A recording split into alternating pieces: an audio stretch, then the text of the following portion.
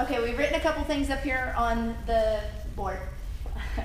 These two wonderful people are here to share their story, their lived experience story from their personal journey of living with mental illness. So different perspective here. Eve Henson over here with our beautiful colored hair. I always tell her I envy her hair because mine's starting to turn colors and I get to play with color if I want to. That's what I really want to do with my hair, but I do not have balls to do that, so. And I'm pretty Oh, you got balls, Chris. I'll use them for other good. All right. Eve will share her story of her journey receiving a diagnosis and all that came with that. And a little bit more about herself. And also with us is Rhonda Thornton-Wirzberger Thornton.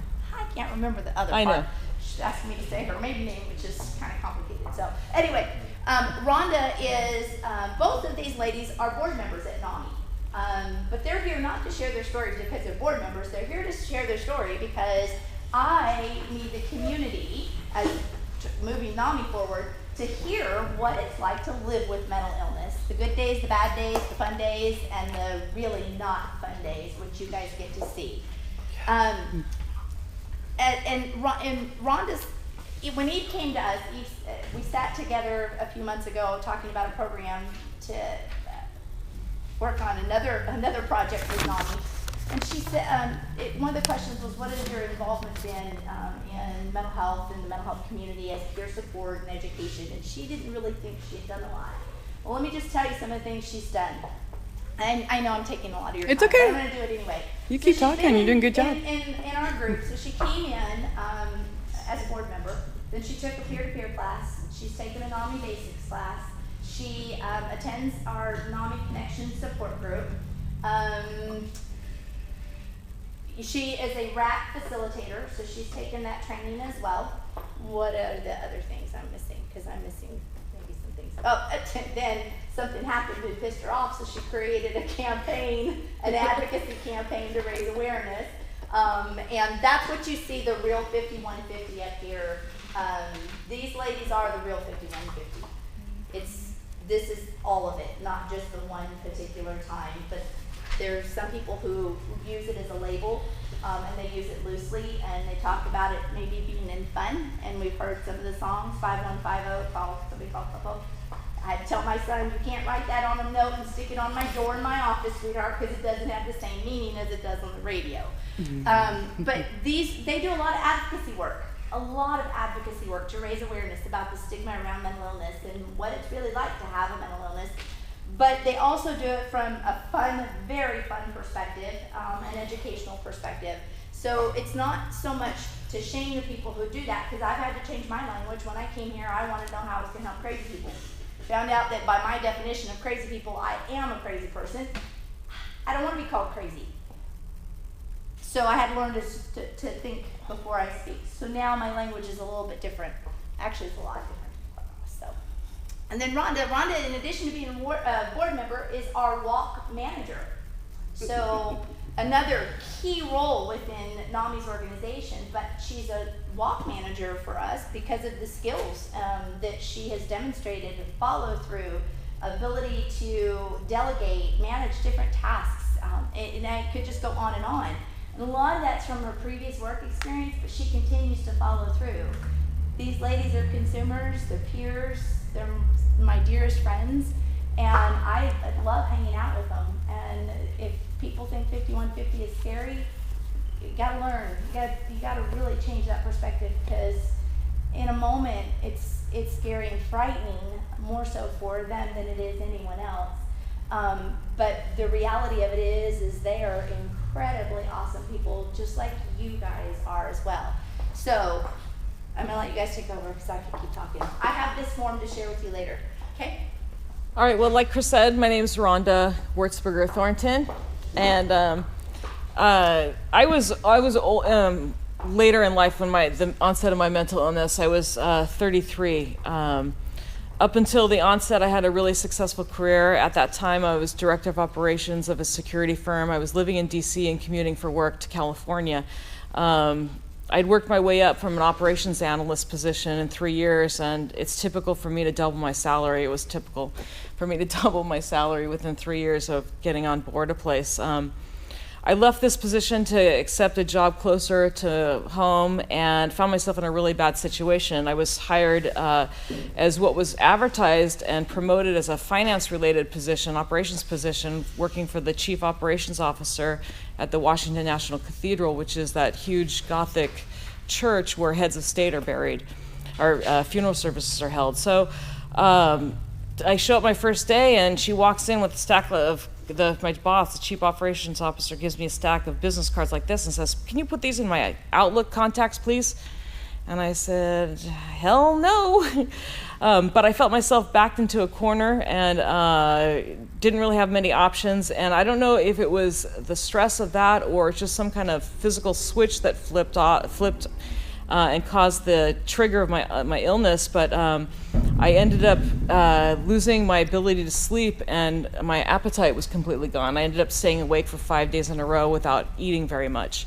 Contrary to my appearance and my tough macho style, I'm not a Navy SEAL. If I go through Hell Week, I end up psychotic. So anyway, I thought that, for 5 days, so my thoughts were coming faster than I could articulate them in words.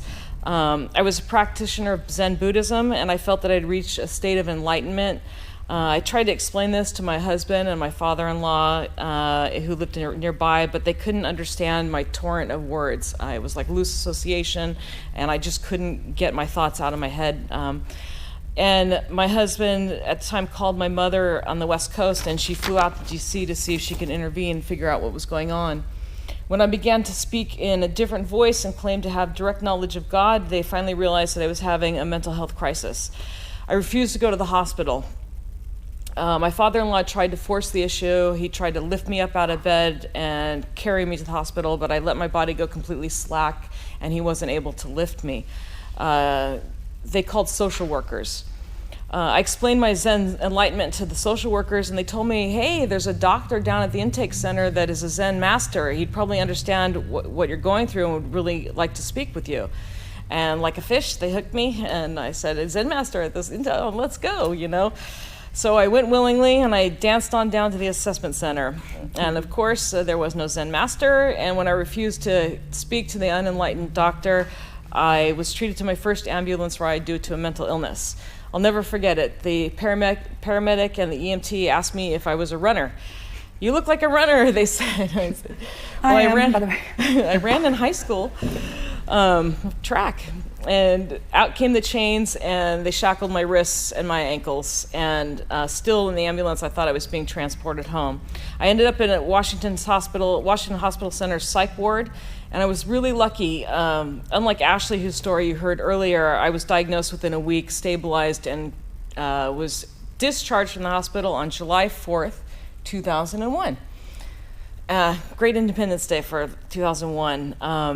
But just to show you how mental illness eliminates your credibility, my home at the time was 7 blocks from the Capitol building in Washington, D.C. I convinced the security company to hire me back as a consultant, and I was working out of the house telecommuting, and it was 9/11. And I always have CNN on in the other room listening, and I heard the cadence of the news change. And I walked in and watched it, and I saw the second plane go in. So the first thing I did was get on the phone, call my mother in California. And of course she was sleeping, trying to shake off her sleep, and I was explaining to her mom, planes are flying into buildings. And it took me 10 minutes for me to convince her to just turn on the damn television. She thought I was psychotic. So anyway, it's hard to regain your ability to really translate what you're saying into something that's believable when it's so unbelievable. You've probably encountered a mentally ill homeless person, dirty, disheveled, smelly, the sum of their earthly possessions loaded on the shopping cart that is nearby as they sit muttering to themselves outside a convenience store. As you pass by, lucidity flashes in their world, and they ask you for spare change.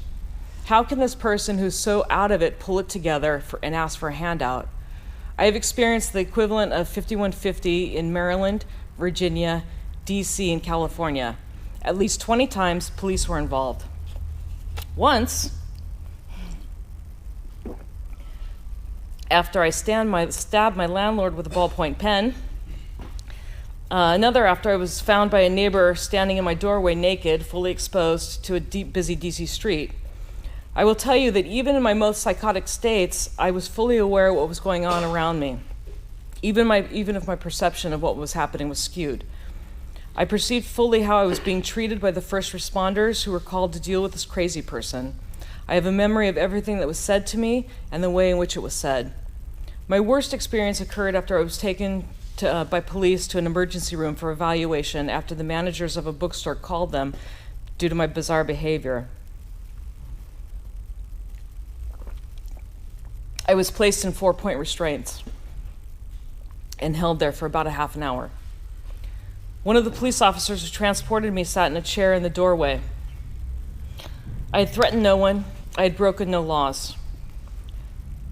I was scared to death. I pleaded with the officer over and over again. Please tell me, why is this happening to me? What did I do? What have I done wrong? But he sat there in silence and left me there to suffer, terrified. You know when you're on the road you're on the freeway and you pass your exit and you don't know how far the next exit is and it seems like forever, but then you get there, you turn around, it's like 1 mile back the other way.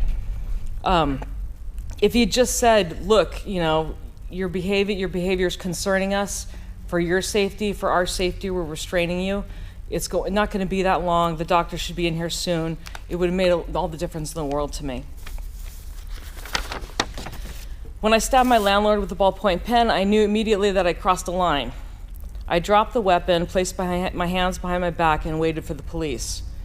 You will likely experience calls where the person in a mental health crisis is not so well contained. I'm hopeful that telling you what worked for me in my interactions with first responders will help you de-escalate a call involving a person going through a mental health crisis. Was stabbing my landlord a good decision? It wasn't a decision at all. It was a feral animal reacting to a hostile world. When officers responding to one of my calls took a specific approach, I responded by becoming calm, lucid, and cooperative. The first instinct a first responder may have is to control the situation, to get on top of it. Keep in mind the feral animal analogy. You want to tame a wild animal, not beat it into submission.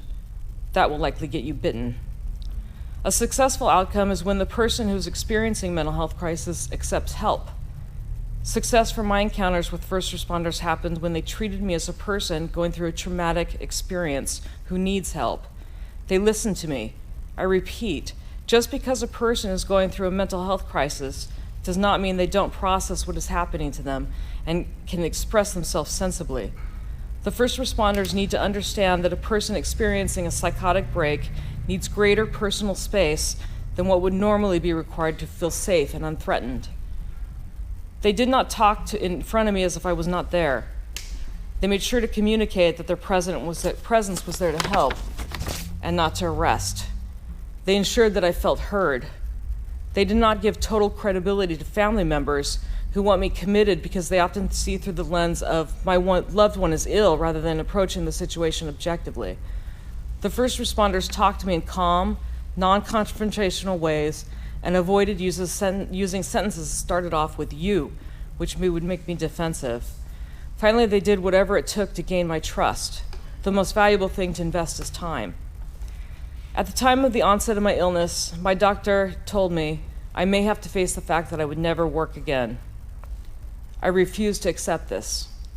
In between my numerous 5150 holds, I've been manager of finance and administration at an international women's media foundation, field accounting manager responsible for 25 worldwide field offices at an international conservation organization, and a controller at a publicly traded manufacturing facility. I've been symptom-free now since my last hospitalization, which was 7 years ago. In August, I start law school.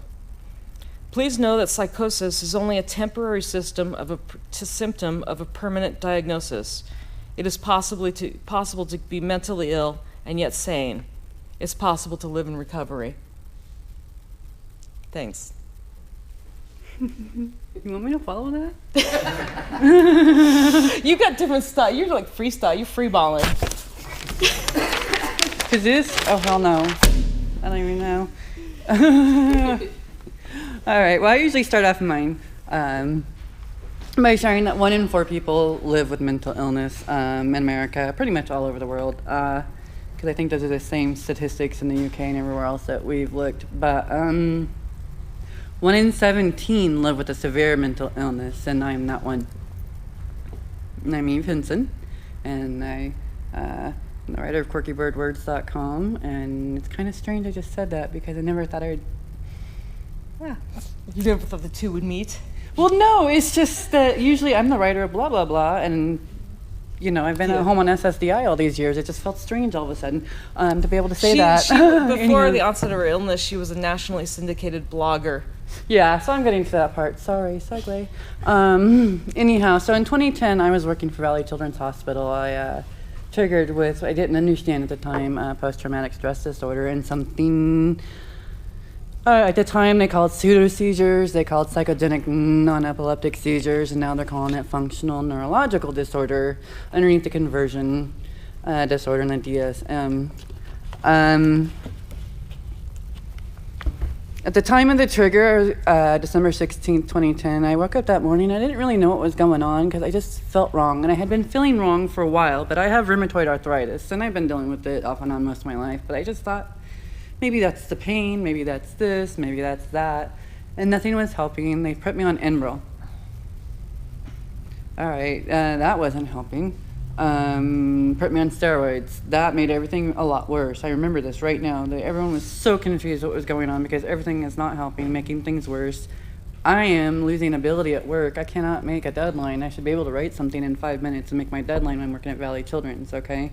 So, I'm losing all these pieces, and I'm their social media coordinator, and I just started there in their marketing department and have been there just less than a year by a few days. Before that, I put 15 years in with McClatchy. I was original team for FresnoBee.com. We launched Code Monkey, you know, online front-end developer, publishing a newspaper. Can I slow you down just for a second? This woman taught herself code, HTML, in a day and a half. It was the easy part. Talking to you is not the easy part. There are just some things I do better. And talking in languages you have no idea is better. But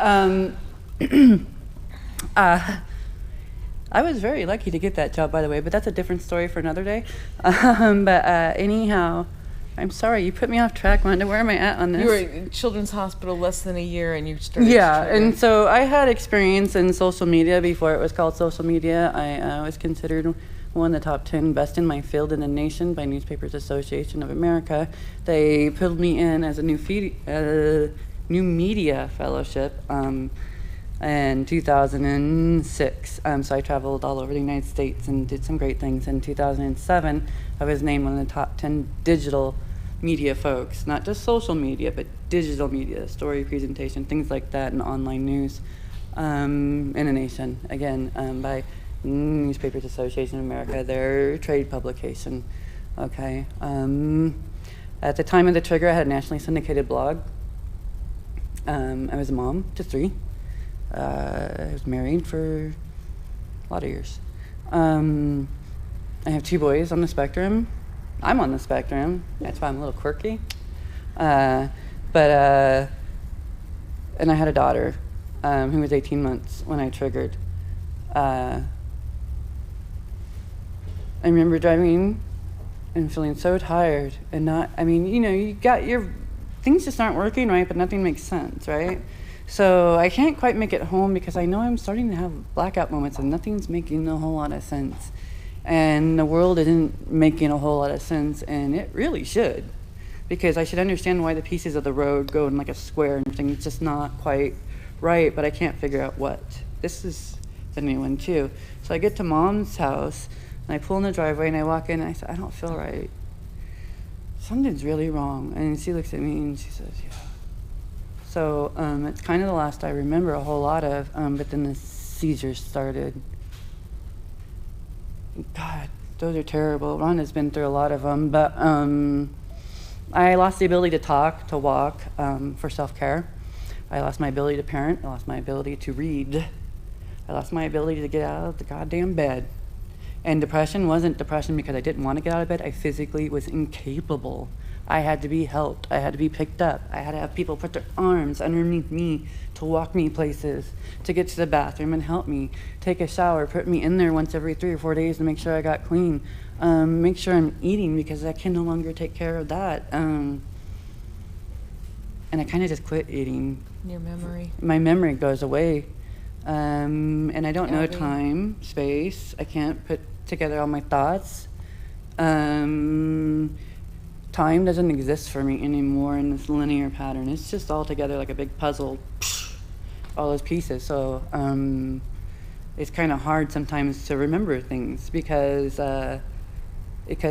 quite frankly, flushing a toilet has about the same amount of weight as, maybe graduating.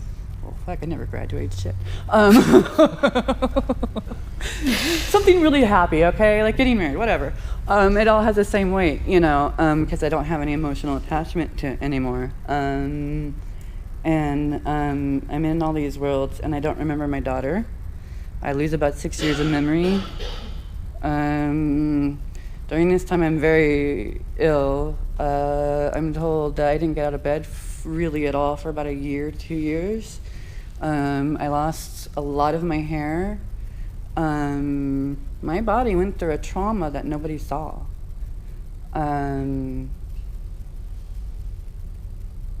I got these tics and these tremors and the electricity running through my body, and the thing that comes with this every single time, and it happens every time, is pain. It's like pain all the time, and I can feel it when it kind of scatters through. And then that pain kind of goes in conjunction when things get a little bit bigger, and it messes up. When you're on a computer and the computer's working right, but everything coming out of the printer looks like a mess, and you're like, what the hell happened here? That's the output. It's like, wait a minute, I can't, but no one knows the computer's still working because they're basing everything on this printer. Well, everything's torqued, right? And then a lot of things coming in were really scrambled too, because I couldn't figure out orientation time. And I would go somewhere and do something and go to talk to my son, and there's a 20-year-old man sitting in the chair, and he's supposed to be 10. And I'm supposed to help him with his homework. And I'm supposed to do a lot of these things, okay? And I'm like, I know you're tired, but what the hell happened, kid? You're like 6 foot, and you have facial hair. What the hell? Jesus, it's terrible too, but patchy like your dad. Poor guy. He didn't take after my side. But and then I have this baby that sometimes looks at me, and she knows who I am, and she's happy. So you just go through these weird feelings of confusion because you don't feel like you're really here in time and space, but the pain is always there. And your drug reaction to narcos. And I can't take narcos, okay? So one of the things I'm going to talk about right now is I can tell you all the journey of getting here, but that's, if you go to quirkybirdwords.com, I got a whole lot to say about that in a video. You can catch it there. But I of course couldn't go back to work. I lost everything. Ability to drive, come on, I can't even read anything more than nonfiction right now because my brain can't get over to that side with that focus for but very short periods of time. And I used to go through 5 books a week, and I lost my culture because I no longer had other quirkies running around, these other nerds. And you know what they say about Silicon Valley? They're full of people with autism. They're so right, because guess what we are? Well, we weren't diagnosed, but our kids were. And then we come back around and they're like, well, you too. And I'm like, duh. But one of these is a lot like the other. But I don't find it as something I want cured. I find it evolution and things like that. But part of the process with the pain is back in October of 2010, 2 months before the big onset. I'm struggling with pain. I'm struggling with my leg dropping, and I'm having to use a cane, and my limbs aren't working right, but we think it's arthritis or something. Maybe the inbral's damaging something. Start pulling me off the gabapentin, start pulling me off of everything, but can't control the pain, and I go to take my Darvocet. And unfortunately, someone had been in the house who had substance addiction, and I didn't quite understand it at the time because I had like 200 or 300 Darvocets because when I was pregnant I was very ill, and I can't take a lot of things. That's the only thing I could take, but I didn't want to, so I tried to stockpile it as much as possible because, you know, I just, if I could get through it, let me get through it and not put even more into this kid, you know. And they were gone. So whatever, I call to make that prescription. Well, they pulled them off the shelves just like 2 or 3 weeks before, and now I'm left with no access to pain medication. I can't take Vicodin. I can't take all that stuff. What's that called? The Narcos. I have a paradoxical response, and it's really uncomfortable. It's not, I mean, it's bad. I don't like it. I'll be up for days just like, you know, and just, it doesn't work well. And that's something I have to be really careful with all my medications because my wiring just don't always work right. So I called my sister. Sorry, sis, out, yeah. And I was crying and I was really upset. I said, I don't know what to do. I'm in so much pain. How am I supposed to go to work? I work at Raleigh Children's. I have this job. I haven't even been there a year. I left a career of 15 years to come do this, and I am like so thrilled in my career, but I am in so much pain. I can't get through the day. I can't get through without anything, and I am walking. You know how big that hospital is? You know how many people I'm chasing through after the day? Doctors, please speak English to a 6th grader so I can get this interview. To, you know, looking at little very ill newborn babies or things like that, and following their parents around and writing their stories and things like that. I couldn't do it, you know, just the pain was so bad. And so she says, stay right there, I'm coming right over. And she comes over and she brings out everything. She's got her vaporizer, she's got her cannabis, she's got all different kinds. Let me help you. You're going to let me help you.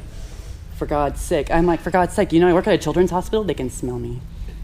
You know, they can smell me. I write a nationally syndicated column talking about my motherhood. Hitting this ain't a part of that, right? I don't want to be found out. This is, well, shit. And then my son's going to find out, and he's going to get so pissed at me. He's like straight edge. I couldn't even get him to smoke a joint if I wanted to. He'd be like, that say no to drugs was terrible. He says no really hard, you know, so I'm afraid he's going to find out, you know? And I don't know what to do. And then what if I have an accident at work or something happens? And you know, you never think about it, but I'm going to test positive for something I never thought about, right? But I'm desperate. How am I going to get through work? Okay, all right, fine. So she finally tells me all these things. I said, okay. And, you know, I always felt it should be legalized, but I feel like as a parent, I follow the law until it's different, right? I broke it. I've been breaking it every day. Since then, well, no, I'm legal now. Back then I wasn't, but... and all of a sudden, some of that pain was being helped, and I was starting to manage. But I didn't understand at the time. I wasn't treating rheumatoid arthritis pain. I was treating this other pain. I was able to focus some more. I did take some time off work because of it, but then when I went back to work, really went south and until that day. But anyhow, I really couldn't. It got to the point where it's like I have to wait till I get home, or I have to wait till 8 o'clock at night, and then, you know, as soon as I get home, to how in the hell am I going to make it past 10 a.m.? And, you know, and I have an incredibly high pain tolerance because I do have rheumatoid arthritis, to the point where my doctor is like, you cannot realize how much pain you're in right now. I'm like, nope. She's like, I don't even know how you're walking. But with you guys, you have a really high pain tolerance because what the hell else do you know, right? So, yeah, okay. I just know some days it's a lot easier to move.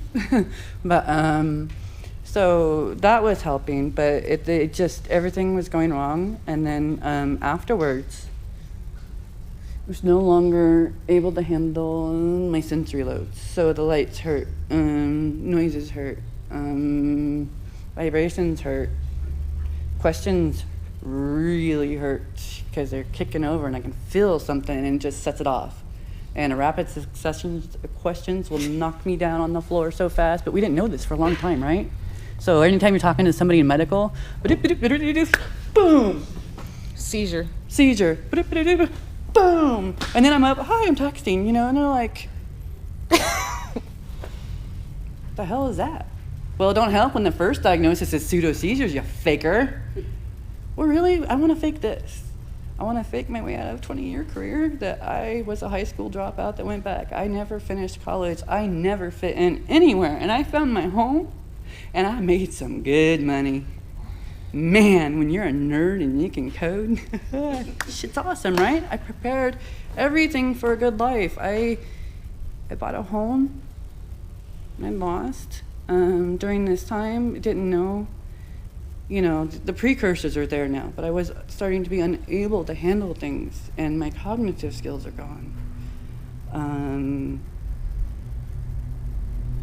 But afterwards, the stigma,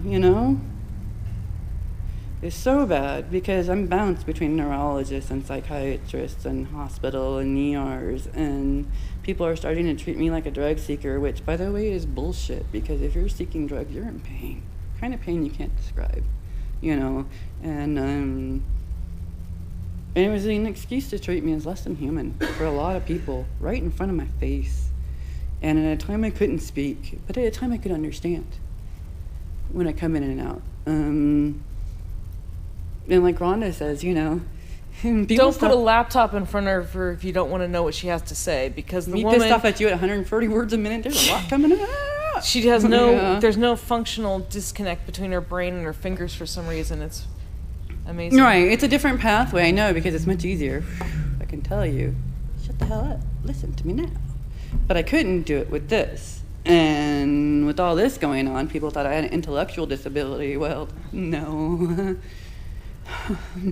It's really shocking when I come out and talk and smart falls out and they look at me like, what the hell just happened here? But I couldn't do it then. So, and they wouldn't listen and they wouldn't take the time, and I'm bouncing between, and I finally I did not like being on all the meds and all the benzos. I could take a benzo 1 milligram and go walk the neighborhood, no problem. I was on 5 of those a day, just trying to manage this noise, but nobody told me about the addictive qualities of it. I didn't know this till I went to Stanford in 2013, and they took me off all of that. And I'm so happy for it, but I was on so many medications that had nothing to do with my diagnosis because nobody here knows how to treat it. Even SS or Social Security had to fly someone up from LA to help me. And then I have the problem of most people here don't even believe what I have while they're fucking looking at me. Really, dipshit?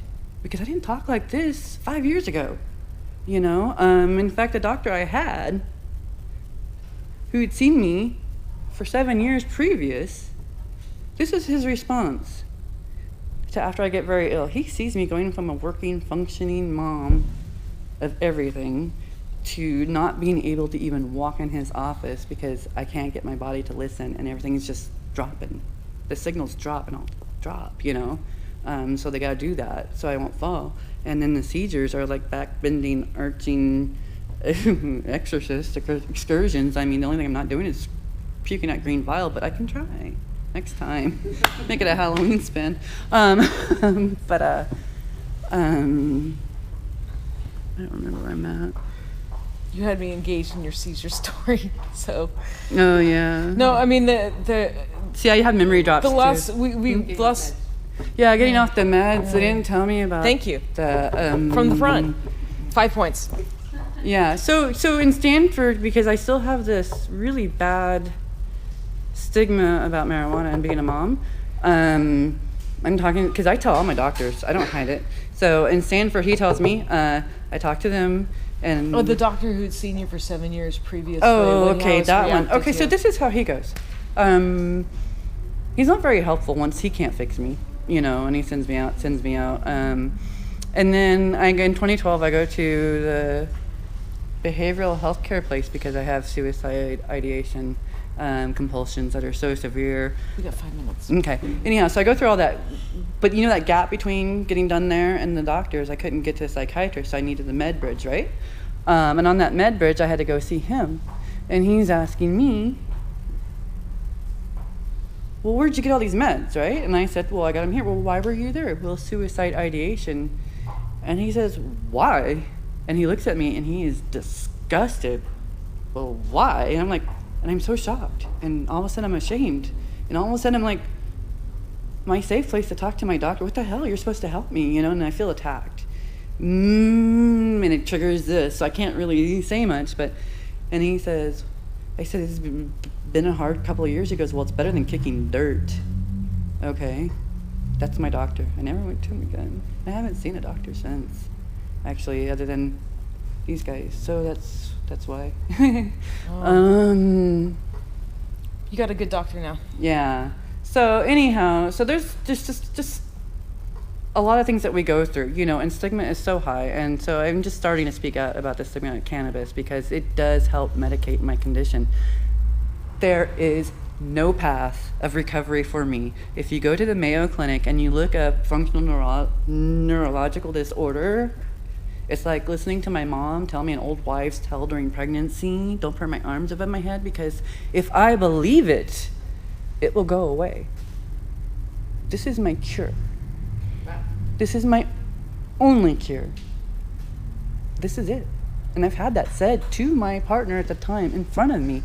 If you get her to believe her diagnosis from UCSF neurologist, who is my last hope, I thought, the fifth one, tell him, just get her to believe her diagnosis and it'll go away. She'll be fine.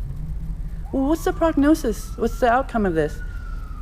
Almost none of us get better. So, you know, bullshit. So anyhow, part of that and coming out is taking back our lives and taking back what it means to be the real 5153, because we're not a joke.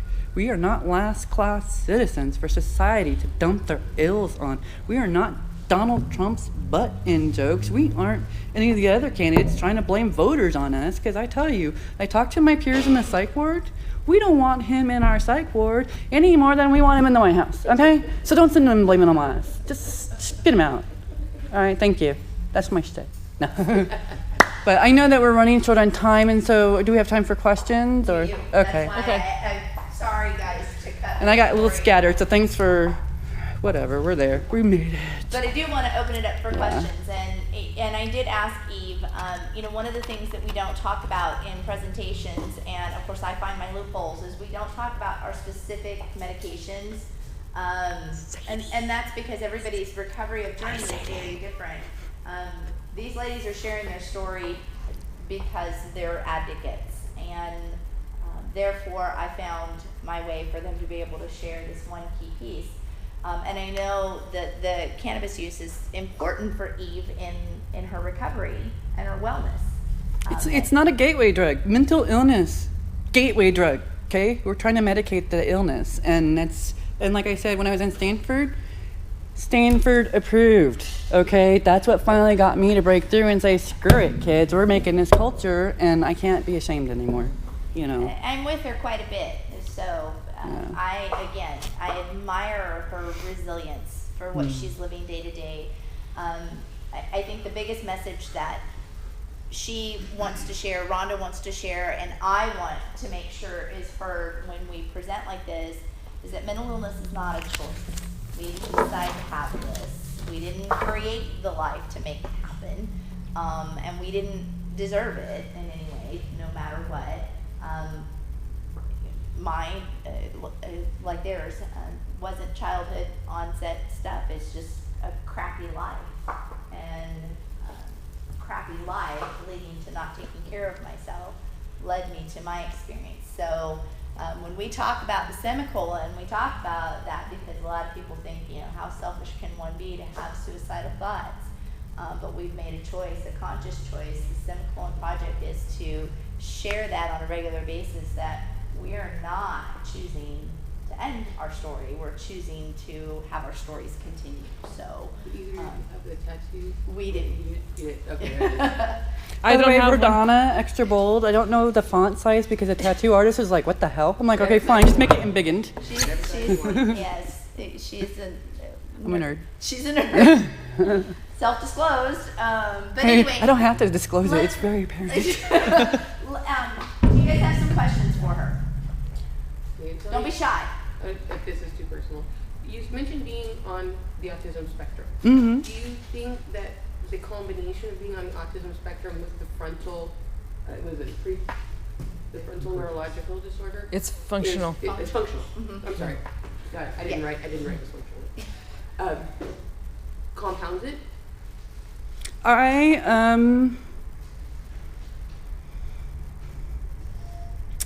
I think with the lacking of the ability of my cognitive skills fluctuating, especially in the beginning, all the skills I had, because I'm very smart about human patterns of behavior, so I was born with the ability to watch and mimic. And that's why I'm so good online with predicting things, and following that. I had lost the ability to put, because for you, social skills are organic and they come out. For me, it is a learned process. Well, I'm ill, and that process is gone. So on top of everything else, I don't have quite the social skills I should have, because I can't get to them. I don't have my nerd group to hang out with online and code with. So all I have is Facebook, huh? At And that Periscope point. and Twitter So, yeah, we're and getting back out, Instagram but, and Snapchat. But yeah, I'm gonna add a little bit to that. What do you think? yeah. The along with the other autism part of it, with your sensation, because everything gets overwhelming. Yes. Do you think that compounds it also?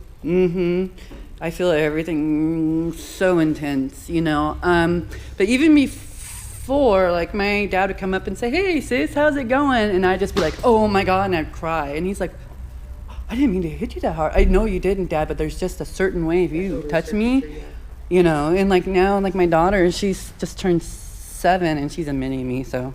Oh my God, I'm in trouble. And she's neurotypical, so now I don't understand a lot of it, because with the boys, you tell them a rule and they'll break the rule, but because they don't understand it. When you get them to understand the rule and believe in it, they follow it. She understands the rule. She gets the rule. She sees the reason for the rule, but I don't want to. And I'm like, well, I don't know what to do with that. What do you mean you don't want to? What is this? I gotta call my sister. Oh God, girls. I'm like, what do you mean they don't want to? But so yeah, there's a lot of differences, and the cool thing is my family, we're all kind of quirky, except for she's very she's quirky too, I'm sure, for neurotypicals, but she thinks she worries about not being weird enough to fit in. Not being weird as your daughter. Am I weird enough to fit in with you, Mom? I think so. My little weirdos, let's go, But they love it. We're nerds, we're weirdos, my little nerdlets, We're proud. Enough football people in the world. We're proud to be nerds. We need all of us. I'm glad I get to be in the circle of nerds. The village. The village. Any other questions? No. I do appreciate you guys sharing what it is that you need us to do for you or the community when we show up on somebody who's in crisis. Because I had asked a question yesterday, I said, how much does somebody remember when they're in crisis? And having you tell me that you remember everything. So, And it's traumatizing. Not talking about Even if we can't here. show it at the time, it comes back in flashbacks. I remember telling the police I wouldn't answer their question until they told me who Thurgood Marshall is. Who happens to be the first black Supreme Court justice, right? You were in D.C. and you said that to them? They could have Googled it on their smartphones. They refused to. So Eve, is there anything else you would like to share from your perspective of being in a crisis that you would think would be helpful for you if you had first responders come to your aid? Yeah. As she mentioned, space is really important. Really important. So it's kind of twofold. One, when the officer showed up at my door during my call, there was 3 or 4 people surrounding me, and I was just like, and I had just come from a situation. Well, I could just describe to you the whole thing, because for me, emotions are a real huge thing, and the family dynamic is a huge thing, and their emotions. And so what happened to me is they were trying to get the 5150 call there, but I was not realizing what they were doing, and I was traveling between apartments to another one and walked on them, and they were trying to contain me. So they surrounded me, one here, one there, and one there. Now, my oldest brother got down on his knees, which was smart, because one, I trust him more than the others. They're idiots. They're 10 years younger. No, I love them, but when you're at a point, you're like, your kids, get the hell away, But then there's my sister, and she's so upset, and she's saying things, but I'm an empath, and a lot of people I know, like up here, we're very sensitive to the emotions, and they can shift our moods. in ways we can't quite understand. But I hallucinated. I do have flashbacks all the time over here. I see it all the time over here, but I know the difference. And for me, it's like a visual, and it's the autism too, because I have visual memory. So it's like watching a film run. So sometimes I respond to things and I'm like, oh no, wait, sorry, I'm out of focus. Back here, But so when my sister's mad and she takes on this aggression and she's angry and she's pointing her finger at me, and I'm like this because all of a sudden it's happening to them. So I was very aware of what I lost. Once people took time and got to know me, they knew that too. But the thing is compassion. Families really torque it up. And a lot of times they're the ones in crisis too, and they're undiagnosed and untreated too, and they're already treating me in a way that's got me all the way up to here. So get them the hell away from me, okay? Separate them, and that's what they did. Separate them, and the other thing is give me space, because I have PTSD. It's fight or flight. You gotta let me feel like I got some room, because I don't wanna fight. And this is what happens. So my other brother is behind me, right? And I am so scared, and the very, very thought in my head is, oh my God, I'm gonna trigger, and they've got me trapped, and I'm gonna start hitting and kicking and screaming. I'm gonna bite your fucking throat out, motherfuckers. You get the hell away, and I know it's coming. And this side of my brain is saying, control it, control it, control it. And this side of my brain is Pharaoh, and I'm just like, what am I gonna do? What am I gonna do? What am I gonna do? How much longer do I have control? And am I gonna wake up in a hospital or jail? Okay, and this is all I can think. Boom, I shove my arms up. And then I just start walking, and they're screaming, and they're trying to come around, and then my brother, who's like 6'2", and just big old fucking redneck, I can take care of this girl, Bad move, so bad that even my sister, who's kicking and screaming, no, so I get out just in time, and the neighbor lets me in, and I just want to, I go upstairs, and I hide in the corner, and I'm just sitting there waiting, because I know something bad's coming. And then all of a sudden there's a real big knock at the door. And it's the police. The po-po are there, right? So what did I do wrong, guys? Just want to go home. But now I gotta go talk to the police because what did I do wrong? And I don't understand. And I am sick. And everyone's freaking out around me. And I feel like I'm the crazy one, but I'm the only one that's got the fucking sane moment to say, what the fuck are you doing? Why are you doing this to me? Why are you hurting my life? Why are you making me trigger? Why are you hurting me and making me do things? Why aren't you behaving yourself? Why can't you see what you're doing to me? And you won't listen. So anytime you ask a question, like she said, they won't listen to the answer anyway. The answer's never right, by the way. Never. So this guy is like, oh hell no, it's green. You're stupid. You're crazy. Don't worry. We'll help you get there. Right? I love purple. No, you don't. You always love pink. Bullshit. Well, maybe I did. Okay, I have that memory problem. Okay, thank you. This is how it starts, right? But that hula hoop, So I'm in there, and I go downstairs because I don't want to get in more trouble. So I go downstairs because I don't want to be in trouble. I've never been, I've always tried to behave, but now I can't. And they're at the door, and they're surrounding me. Well, I'm scared. Okay, I already have fear of officers because I have childhood trauma that involved police coming in and talk to me about terrible things, sex acts and things like that happened to me. I don't like it, and it's triggering all that. So I got my mom, all these things. It's just the trauma is compiling, and then now I have officers in blue, and they're just getting closer and closer. And my boys are on the autism spectrum, so one of the things we teach them are social skills. Like one, son, this is not appropriate. Son, can you give me some room now? Well, now I can't hug you, Mom. All right, how are we going to do this? Hula hoop. Hula hoop is space. There's your hula hoop. Walk with that fucker. Don't keep on bending me for a while till you figure it out, right? And I like to come up with solutions, and they're not traditional, but they work. And so, a lot of kids in autism have learned that now, this thing. And I wasn't the only one with that idea. It just happened to be the only one I knew at the time with the idea. But, and so they're there, and I'm just doing this, I'm doing this. And I'm like, I don't even have room to shove my arms up in the air. And all of a sudden, I just, hula hoop, hula hoop, hula hoop, space. And then the one female officer, she looking at me, and I'm like, you must have dealt with an autistic before, because she's like, oh, everybody, come on, this is what she's wanting, Everybody, it was like, you totally understood me. But she loves that part because it's like, of all the things, I'm like, just give me some space, and then I could breathe, you know? And then they were able to calm me down. And then they were able to tell me that they asked my family to leave. But I didn't believe that they left. I believed they went just down the street. So I went home, and then my life after that was a month of almost starvation and isolation, and I could have died because I was so scared. And I had to go to Blue Sky, and that's where I met Diasha, and I hadn't bathed, and I got down to 135 pounds, and right now I'm like 150, so that gives you an idea. I used to be 300. Go mental illness, weight loss. And gastric bypass, but you know. What did Diasha say? Diasha, because I came in you. there and then see, we'll I lost wrap up. custody of my Yeah. kids during this time, and that's a whole other thing. But and I was trying to figure out how to see my kids again because I couldn't understand why no one would let me see them.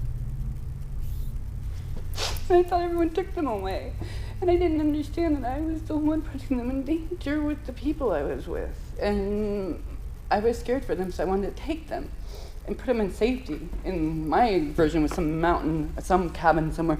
But you know what happened to me?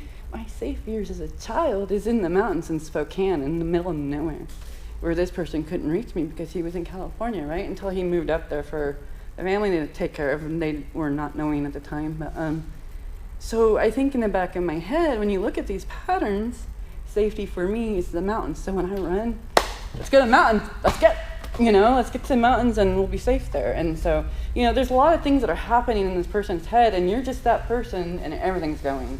So just be aware that there's so much more going on, and you have no part of it, but you're triggering things. And family is a huge trigger. Spouses are a huge trigger. So whatever they're saying is going on, they're saying things in ways that you aren't catching that are triggering you even more. Okay? Sometimes, especially if we have someone who's not good for us in our life, they know how to do it. They know how to work it to make us do that, and it's a form of abuse. But just be aware. So a lot of times if you can't, you know, just get them out. So what did Diasha tell you when you came She in told disheveled me- and dirty and smelly?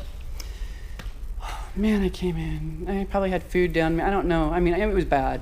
And I said, I want to get my kids back. And she said, first thing you do, you got to break the stigma. Because when people see you right now, they're seeing mental illness, and you look like what they think it's supposed to look like. I'm just paraphrasing here. And she spoke to me. She says, what you need to do is make sure you break the stigma and give them one less reason to not, you know. And so I went home, and I washed some clothes. I took a shower, which was very scary for me because at that time I have a backpack with all my stuff in it. I'm still afraid of getting stolen from my family and put somewhere I don't want to be. But I did all of that, and I got clean, and I did my hair, and I've done it every day since that I can. So that's a part of my wellness. All this means I'm doing good. All this is me getting up every day and making sure I take care of myself to break the stigma. So it's not the first thing you see on my face when I'm walking through the street. First thing you see on my face is all bitch and rock star, right? Badass. All right, I got Ken cutting me off. And All right, sorry guys. Wait. He said I could go longer. And we're going longer. No, I'm kidding. I want to thank Eve and Rhonda for sharing their stories. They really believe that if you can hear what they live with day to day, that it may make a difference when you're in a crisis moment. And not only that, but just in the community in general, having a different perspective of people who are affected by mental illness. Both, you heard from Jack and Kimberly from the family's perspective and what they're living with regularly. And these two wonderful ladies sharing their story, what's happening inside, what's happened in the past, the fears that are there. Knowing some of those things may help you in a situation, either when you're responding in a call, or at some point it may help you in your own personal stories, okay? We're available for more conversation afterwards. You can reach us. I'll leave some stuff behind for you, and you can reach out to us, and this is how you find these young ladies. You were dancing around there and like their you had stories, no okay? dysfunction whatsoever. And for those of you from America, remember we're partnering with We'll get you out of here. NAMI on this project. So Chris and whoever else she brings along will be involved in other parts of the training as we move forward. So You can hear more. thank you ladies very much. Thank you. Thank you. Thank you.